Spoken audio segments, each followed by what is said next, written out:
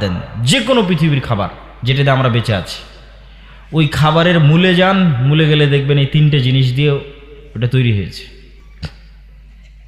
Biscuit ধরেন আমরা খাচ্ছি, কই থেকে আসছে? অবশ্যই গম বা চাউলের আটা থেকে। তো গম চাউলের আটা কোথায় থেকে আসছে? কোনো একটা জমি থেকে, যেখানে আল্লাহর পানি দেওয়া হয়েছে, আল্লাহর মাটি ব্যবহার করা হয়েছে, আল্লাহর সূর্য ব্যবহার করা হয়েছে। তো সূর্য কি মানুষের কন্ট্রোলে? কথা বলেন, সূর্য কি মানুষের কন্ট্রোলে? মাটি কি মানুষের কন্ট্রোলে? পানির উৎস কি মানুষের কন্ট্রোলে? এই জন্য কিন্তু সূরা মুলকের একটা আয়াত আছে যে আমি যদি মাটির নিচের পানিকে সম্পূর্ণরূপে নাই করে দিই, তোমরা পানি কোথায় থেকে নিয়ে আসো বলো? কোথায় তোমাদের পানির উৎস? সমুদ্রের পানি তো লবণাক্ত, আসমান থেকে বৃষ্টি এবং মাটির নিচের পানি, এটাই তো মানুষের সুপ্রিয় পানির উৎস। সম্মানিত উপস্থিতি, তাহলে আমরা আমাদের প্রত্যেকটা ধাপে যেভাবে আমাদের জীবন পরিচালনা করছি, তার একটাও আমাদের নিয়ন্ত্রণের বাইরে, একটাও আমাদের নিয়ন্ত্রণের মধ্যে নয়।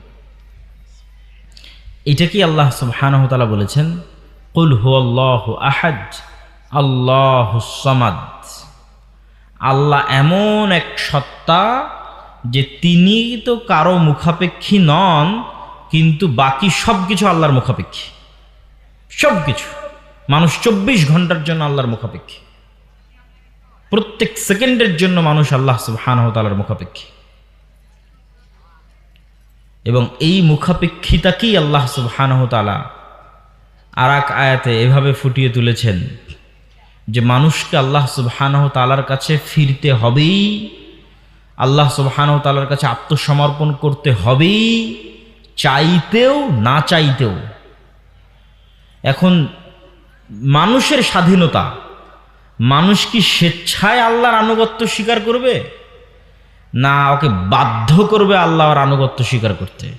আল্লাহর বাধ্য করা মানে, ধরেন আপনি আল্লাহকে অনুসরণ করলেন না, তো আল্লাহর রাজত্বের বাইরে কি যেতে পারবেন? এই চ্যালেঞ্জও আল্লাহ কোরআনে দিয়েছে যে মানুষ এমন কোনো জায়গায়